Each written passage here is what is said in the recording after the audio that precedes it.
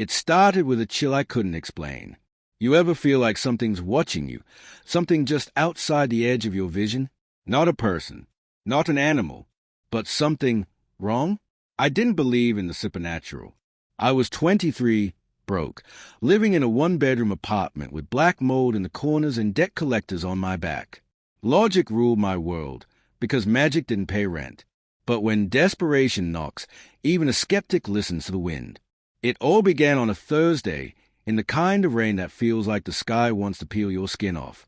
I'd just lost my job, fired for inappropriate conduct, though the manager never gave details. Probably because he knew what I knew. I caught him skimming from the tills, and he needed me gone. I didn't fight it. I didn't have the energy. I walked home, soaked and numb, wondering if the universe was trying to erase me from existence. And then I saw him. A man, if you could call him that. Part 1. The Bargain in the Alley.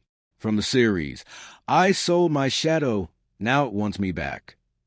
It started with a chill I couldn't explain. You ever feel like something's watching you?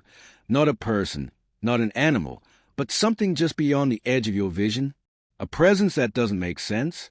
That's what I felt the moment everything began to unravel. Looking back now, I realized that was the last moment of normalcy I had. The last breath before everything turned inside out. I was 23, broke, and running on caffeine and spite. My apartment was a crumbling third-floor box where the heating hissed like a dying snake, and the walls wept brown during storms. I was already drowning in debt, working a dead-end job at a convenience store on 9th and Maple. Then, on a rainy Thursday afternoon, I got fired. No warning, no reason I could fight. Just, we're letting you go, and the smug look on my manager's face. I knew why. I'd seen him pocketing bills from the register after hours. He wanted me silent, so he made me disposable. I didn't even try to argue. I took my final check, shoved it into my soaked jacket, and wandered through the downpour like some wet ghost. That kind of rain, the bone-deep, skin-peeling kind, makes you think darker thoughts. The kind you try to forget when the sun's up. That's when I saw him. He was standing in the alley just past Barker Street. He didn't wave, didn't speak, just stood there, half-shrouded in shadow, like he'd stepped out of a dream I wasn't supposed to remember. Something about him pulled me in. I should have walked away, should have kept going, but I didn't. My feet moved without asking me, and before I knew it, I was 10 feet away, staring into a face I couldn't quite focus on. His eyes, though, those I remember, pitch black, like holes punched through reality. And his smile wasn't one of kindness. It was a deal-maker's smile, the kind that always hides a trap. You look like someone carrying too much weight, he said, his voice smooth and oily, like it had been practiced for centuries. I said nothing, just shivered in my wet clothes, feeling smaller with every second. I can help, he continued, taking a step closer. I make trades, old things for new chances, tiny sacrifices for huge returns. I laughed bitterly. You giving out free money now? No, he said, tilting his head. I'm offering you something better. A clean slate. No debts. No burdens. No more feeling like a ghost in your own life. I hesitated. It sounded like every con artist pitch. Too good to be real. But then he said something that made my blood go cold. You don't have to give me anything. Vital. Not a soul. Not your blood. Just a piece of you you'll never miss. A pause. A smirk. Your shadow. I blinked. My, what? Your shadow, he repeated, slowly. The dark tether that clings to you, that drinks your every movement. The anchor that holds you to this dull, cruel world. Give it to me, and I'll give you a new life. It sounded insane, but something in me, it wasn't quite fear, wasn't quite curiosity, made me ask, and what would you even do with a shadow? He shrugged. I collect them. They're useful. You wouldn't understand. I should have walked away. But the thought of no more late-night panic attacks over money, no more calls from debt collectors, no more waking up in a cold sweat wondering how I'd eat that day, it all wrapped around my brain like a siren song. Fine, I muttered. Let's say I agree. How does this work? He extended his hand. His fingers were long, bony, tipped with nails that looked more like obsidian shards than anything human. I took it. The moment our skin touched, the world went quiet. Not silent, quiet, like the universe took a breath and forgot to exhale. There was no pain, no flash, just a sudden lightness, like a weight had been cut loose from my back. I stumbled, almost fell, and when I looked down, my shadow was gone. I laughed nervously, turning in circles, waving my arms. Nothing followed. No outline. No silhouette. Nothing. "What the hell?" I whispered. "Congratulations," he said, stepping back into the dark. "You're free now." And just like that, he was gone. The next morning, everything changed. I woke up in a clean bed. Not mine. A loft, warm and sunlit. Designer furniture. A kitchen stocked with fresh food. My name was on the lease. My phone buzzed with notifications, job offers, bank alerts, even a trust fund I didn't remember opening. Somehow, some way, the deal had worked. At first, I thought I was dreaming, but every pinch hurt. Every bite tasted real. I felt lighter, clearer. I didn't realize how much weight I'd been carrying until it was gone. For weeks, everything was perfect. But then, the darkness started creeping in. It began subtly, lights flickering for no reason. My reflection in windows lagging half a second behind. Whispers when I was alone. Whispers that knew my name. I tried to rationalize it. Stress, maybe, all lack of sleep. Until the night I saw it. I was brushing my teeth in front of the bathroom mirror. Steam from the shower fogged the glass. I leaned in to wipe it away, and that's when I saw it. Behind me, a shadow, but not mine. It wasn't connected to my feet. It didn't move with me. It just stood there, tall, thin, and wrong, watching me. I turned around. Nothing. But when I looked back in the mirror, it was still there, and then it smiled. The kind of smile that doesn't belong to something that ever had skin or bones. It smiled and mouthed the words, "Give me back." I stumbled back, heart pounding. The lights blew out. My phone started ringing. No caller ID, just the sound of breathing on the other end. That was the night I stopped sleeping. My perfect life? It became a prison. A gold cage surrounded by shadows that grew longer every day. I don't know what I unleashed when I sold my shadow, but whatever it is, it wants me back, and I think it's getting closer. It didn't follow me at first, not in the way you'd think. After that night in the bathroom, when I saw it for the first time, I did what any sane person would do. I tried to explain it away. Maybe I was hallucinating. Maybe stress was catching up to me, or maybe I'd fallen asleep and dreamed it. I told myself the fog on the mirror had played tricks on my eyes. But in the pit of my stomach, I knew better. That thing, whatever it was mine, and it was angry. The next few days were a blur of denial. I threw myself into my new life like a drowning man clutching at driftwood. Fancy breakfasts, designer clothes, business meetings I never remembered scheduling but always seemed to ace. People greeted me with reverence, as if I was someone important, someone powerful. But I felt hollow, like I'd left a piece of myself somewhere far behind, and something else had started to crawl in through the empty space. The signs became impossible to ignore. At night, I'd hear tapping from inside the walls. Always 3 knocks. Always around 3:33 a.m. Once, I woke up to find muddy footprint across the marble floor, leading from the door to my bed, and then stopping. No prints left the room. No signs of entry. I checked the security footage, only to find it had glitched out for exactly 13 minutes. Those same 13 minutes I had no memory of. One morning, I looked out the window of my high-rise loft and saw it again.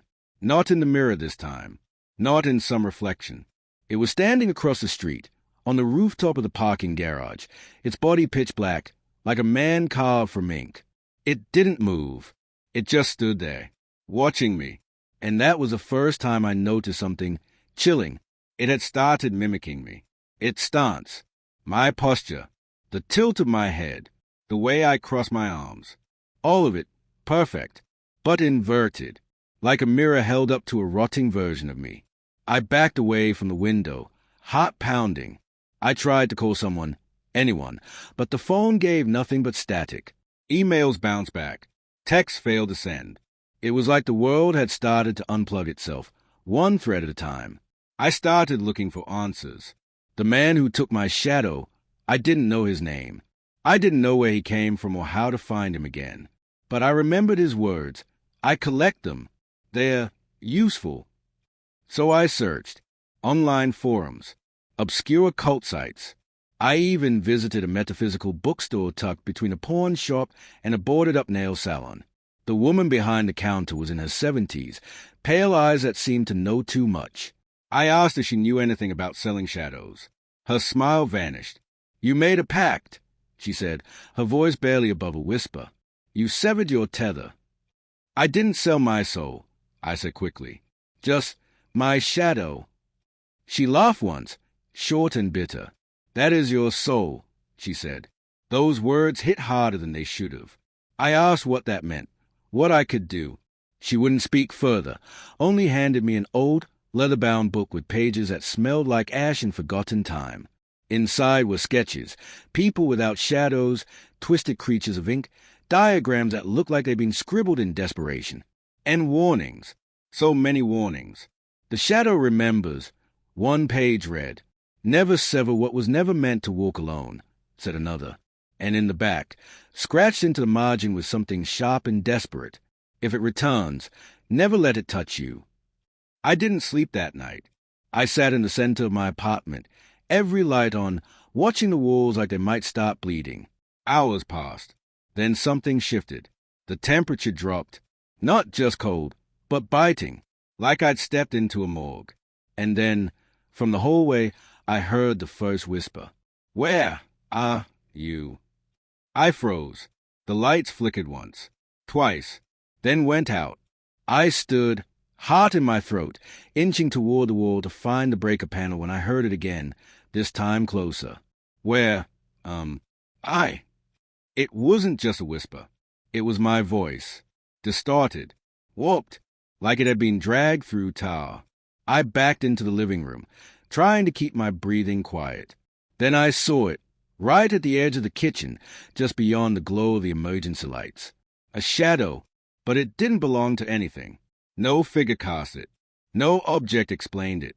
It moved like liquid across the floor, stretching, coiling, rising up into the shape of a man. A silhouette of me, but wrong. Its limbs too long. Its jaw unhinged. Its eyes glowing a sickly yellow. I turned to run, but slipped. It moved fast, too fast. It was almost on me when something stopped it. The circle. I hadn't realized it at the time, but the book, the one from the shop, had fallen open to a page with a diagram. When I dropped it earlier, it had landed face up on the floor, and somehow, the shadow froze at its edge, like it couldn't cross. I scrambled to my feet, grabbing the book, flipping through its pages with shaking hands. Symbols, old names, rituals, none of it made sense. But one phrase repeated again and again. The severed must reconcile or be reclaimed. I looked up. The thing had vanished, but I knew what that meant. It wasn't just haunting me. It wanted to reattach. It wanted back in. And if I let it... No, I couldn't even finish that thought. For the first time since I shook that man's hand, I felt true, paralyzing fear. Not just because of what I'd seen, but because part of me, deep down, was starting to want it too. I was feeling empty, hollow, like I was missing something I'd never survived without.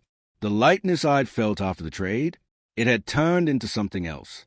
A weightlessness that felt wrong, like I was untethered, drifting from who I really was. I thought losing my shadow would free me, but the truth was far more terrifying. I hadn't lost a burden. I'd lost my anchor, and now it wanted to be whole again, at any cost. The days bled into each other, time stretching like melted wax. I barely left the apartment anymore. When I did, the streets felt off. People seemed blurry at the edges, their faces indistinct. Their eyes followed me like paintings in an old house, lifeless, yet somehow aware. I thought I could outrun it, stay ahead of it. That maybe, just maybe, the thing I'd unleashed, the shadow I'd discarded, would fade away if I ignored it long enough. But shadows don't forget, and they don't forgive. I kept the leather-bound book close, sleeping with it under my pillow like some ancient lifeline. I didn't understand most of what it said. The language shifted between archaic Latin, scratched-out glyphs, and ink that looked too fresh to be centuries old. But one thing became clear. The shadow I'd sold wasn't just a silhouette. It was me. Not a part of me, not a symbol, but my reflection in its rawest, most primal form. Every memory, every fear, every rage I'd suppressed, it had soaked into that shape like blood into cloth. And when I severed it, I'd given it freedom. The kind of freedom a monster dreams of. It wanted its place back, but not alongside me. Instead of under my feet, it wanted to stand in them. The strange events escalated. My reflection began moving independently. Not subtly, blatantly. One night I stood brushing my teeth, and the version of me in the mirror stopped. Watched, tilted its head.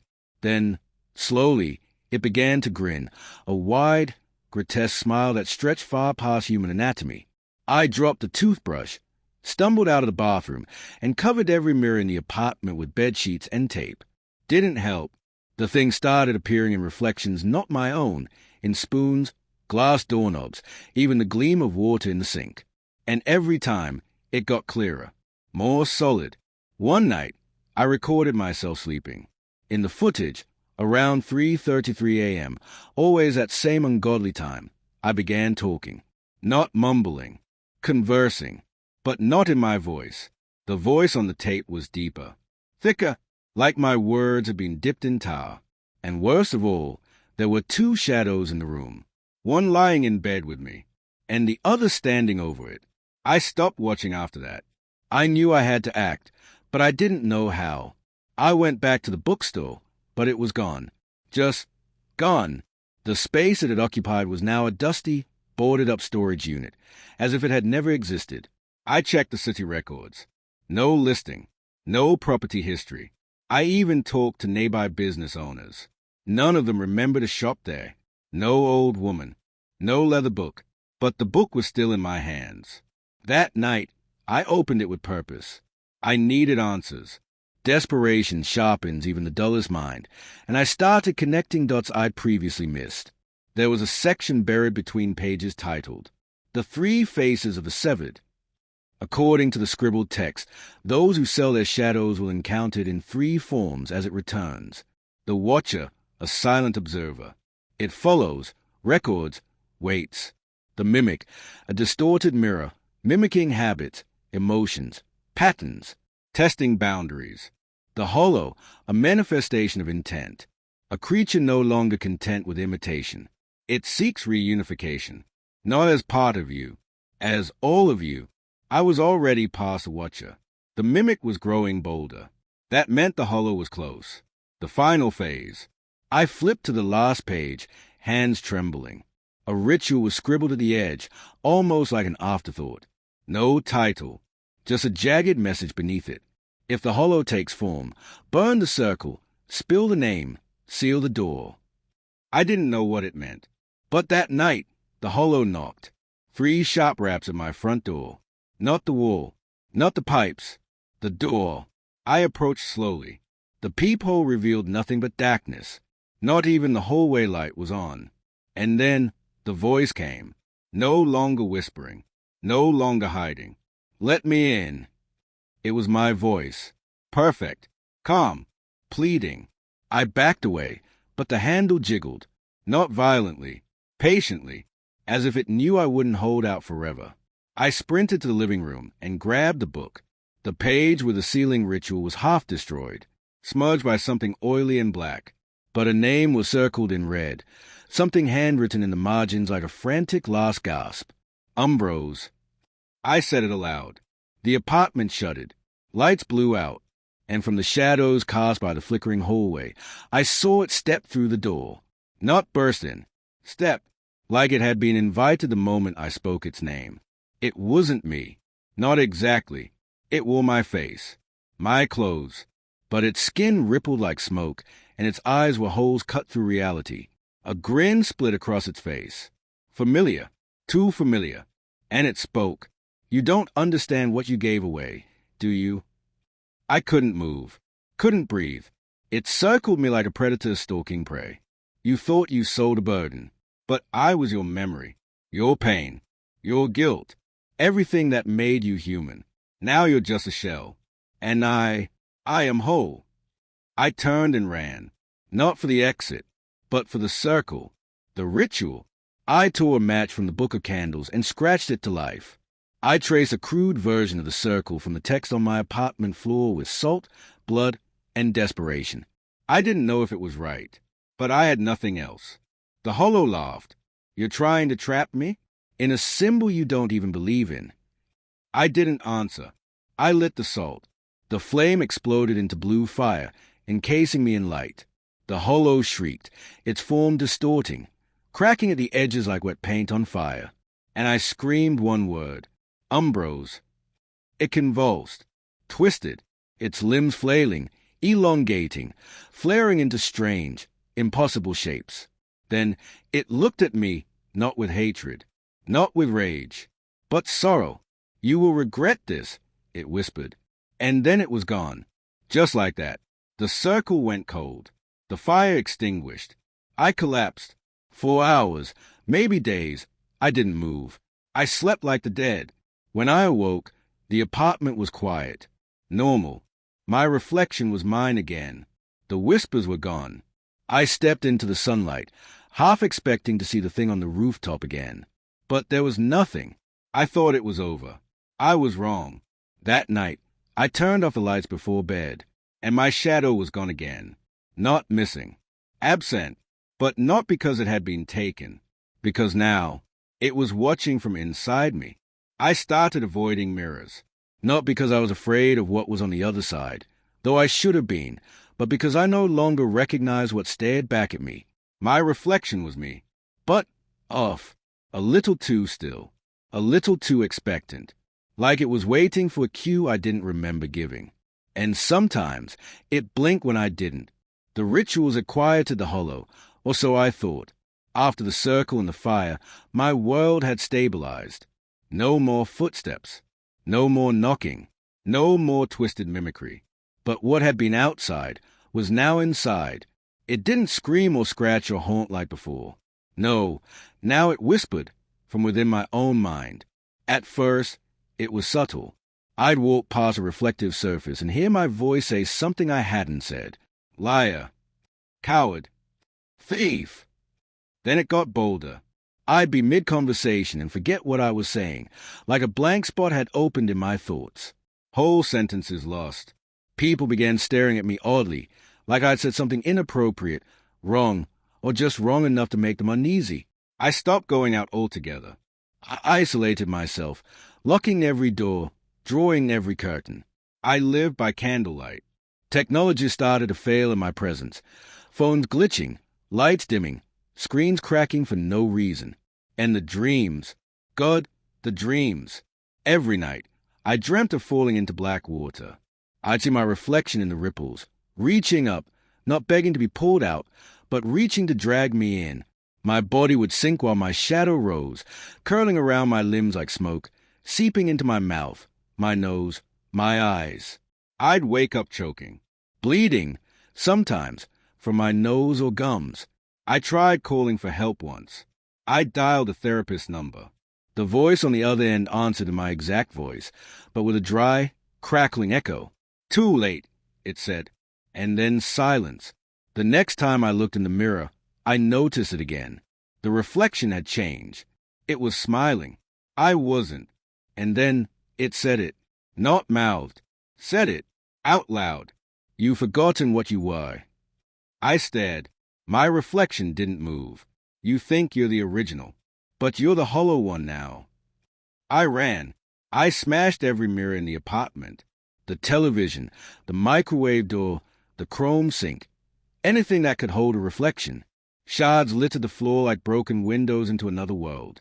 But that didn't stop it. I started seeing my shadow again, but this time, twice. One followed my feet. The other stood behind me. I tested it. Stood perfectly still in the dim light of a single candle. Two shadows. One still. One breathing. I knew what it meant. The hollow hadn't just broken into my life. It was rebuilding itself, using me as scaffolding. I flipped through the leather-bound book again, frantic, searching for answers. In the very last page, one I hadn't noticed before, were just 3 words scrawled in dark ink. You are it. And I knew, with sickening certainty, what that meant. When I sold my shadow, I thought I cut away a part of myself. But what if it wasn't the shadow that left? What if I was what got severed? What if the real version of me, the one made whole by pain and memory and guilt, had stayed behind in the darkness? And I was the echo. That thought haunted me worse than anything else, because it explained too much. Why I felt disconnected. Why I couldn't remember who I was before the trade. Why I didn't feel real anymore. Because I wasn't. I was the severed, the fragment, and the hollow wasn't trying to come back into me. It was trying to reclaim its stolen skin. But then, what would happen to me? I needed answers. Desperate ones. I traced a symbol from the book onto the floor again, even more elaborate this time. I used salt, wax, my own blood. The final phase was near. I could feel it. The whispering grew louder. Now it didn't just happen at night. I'd walk past windows and hear my voice say, "Give it back." I catch glimpses of myself, too tall, too gaunt, lurking in the edges of doorways, and I knew the final confrontation was near. I found a passage in the book, mostly scratched out, but I pieced together a phrase. If the severed stands in the place of the whole, the balance collapses. I didn't fully understand it, but I felt its weight. The world itself had begun to shift. Things were wrong, too wrong. I could sense it in the air, like tension before a storm. Pets barked when I walked by. Children cried if they made eye contact with me. Electronics shorted. People forgot my name mid-sentence. I was slipping, not into madness, but into something else, a state of non-being. And that's when the worst thing happened. I received a letter, handwritten, old parchment, smelled like smoke and damp earth. It said only, "You must return what was taken, or the hollow will fill your skin, and you will vanish." Beneath it was a location, a forest, one I remembered from childhood. How did it know? How did it remember something I didn't? And then I realized it didn't forget. I did, because when I sold my shadow, I didn't just lose a silhouette. I lost memory, time, self, and now, piece by piece, it was reclaiming what I took. The hollow didn't want to kill me. It wanted to wear me, and if I didn't stop it soon, there'd be no me left to save. The forest was exactly as I remembered, even though I shouldn't have remembered anything at all. But as my boots crunched over the frostbitten leaves, fragments of memory began to return. Not like a warm recollection, but like broken glass rising through the skin. Painful, disjointed. This was where I first saw the woman in black, the one who offered the deal. This was where I first lost myself. The trees leaned in as I walked, their trunks twisted like wrung cloth, bark peeling in strips that resembled curled parchment. Fox slithered along the ground, silent and patient, as though it had been waiting for years to return. At the center of the forest was a clearing, barren, circular, like something had burned away all signs of life long ago, and something had never allowed them to grow back. In the middle of the clearing stood an old stone mirror, ancient, cracked, but intact enough to reflect. Vines coiled around its edges, as if nature itself had tried to strangle it into silence. And standing in front of it was me, or rather, the hollow. It didn't speak. It didn't need to, because when I stepped into the clearing, I felt it, the tear in reality, like the fabric of time and self had been undone at this place. The hollow turned, smiling. It had perfected my face now, no longer distorted, no longer a mimic. It looked more like me than I did. I clutched the leather-bound book tight in one hand, my knuckles bone-white. "You took everything," I said. The hollow tilted its head. "No, you gave it away." Its voice was smooth, calm, almost soothing, and terrifying. "You begged to be free of guilt, of regret, of fear, and I took that burden gladly. But now that you've wandered too long without them, you realize you were never whole without the weight." I stepped closer. "You don't belong in my skin." The hollow smile widened. "You don't belong in it either. Suddenly, the ground trembled. The mirror began to glow, a pale, silver light humming with ancient energy. The air thickened, charged with static and sorrow. The ritual had begun. The moment had come. I remembered what the book said. If the severed stands in the place of the whole, the balance collapses. And I finally understood. I wasn't here to destroy the hollow. I was here to face it. Because it wasn't some separate entity. It was me. All the parts I'd tried to shed, every shame, every scar, every dark thought I pretended I never had, they had grown into something else in my absence. Something hungry. And now the only way to stop it was to reclaim it. I stepped into the center of the circle, directly across from the hollow. We mirrored each other, hands raised, eyes locked. It began to speak in a language I didn't know, but my bones remembered. The mirror pulsed. Light spilled across the forest, casting shadows in every direction. But I had none. Not anymore. I took a deep breath, opened the book, and began the final incantation. Umbro Sum. Umbros Fue. Umbros Redime. I am the shadow. I was the shadow. I reclaimed the shadow. The hollow flinched. Its shape flickered. Stop, it whispered. But I didn't. I stepped forward. It stepped back, and the mirror behind it began to crack. If you take me back, you take everything. I know, I said. You'll remember what you did. What you were. I nodded. I have to. And I reached out and touched it. The world didn't explode. It collapsed. Everything went white, then black, then inside out. I saw myself as a child, alone in the forest, making the deal. I saw the woman in black, her eyes pools of void, asking me what I wanted most. To forget, I had said, and so she took the part of me that remembered. The pain, the guilt, the truth. I saw all the years I'd walked without my shadow, mistaking numbness for peace. And then I saw what I'd become. An echo, a shell, a counterfeit of the man I once was. But now, I was whole again. When I woke, I was on the floor of the clearing. The mirror was shattered, dusted with frost. The forest was silent, and my shadow stretched long beside me. I stood up, felt my breath catch in my throat. I remembered everything, what I had done, who I had hurt, why I'd wanted to forget. And I also remembered how to forgive myself. Because wholeness isn't about being clean. It's about being real. I left the forest different. Not better, not healed, but true. In the weeks that followed, I lived quietly. I rebuilt. I wrote letters to people I hadn't spoken to in years. I didn't tell them everything, only what mattered, that I had been lost, and I was trying to come home. One morning, while making coffee, I looked out the window. The sunlight poured in warm and gold, and on the kitchen floor, beneath my feet, my shadow stretched out, perfect and still. It no longer moved on its own. It no longer whispered. It simply was. And so was I. But sometimes, just sometimes, when the room is quiet and the world holds its breath, I still feel it. That flicker in the edge of my vision. That shape just behind my shoulder. Not threatening. Not hungry. Just watching. Waiting. Because once you sell your shadow, you never truly walk alone again.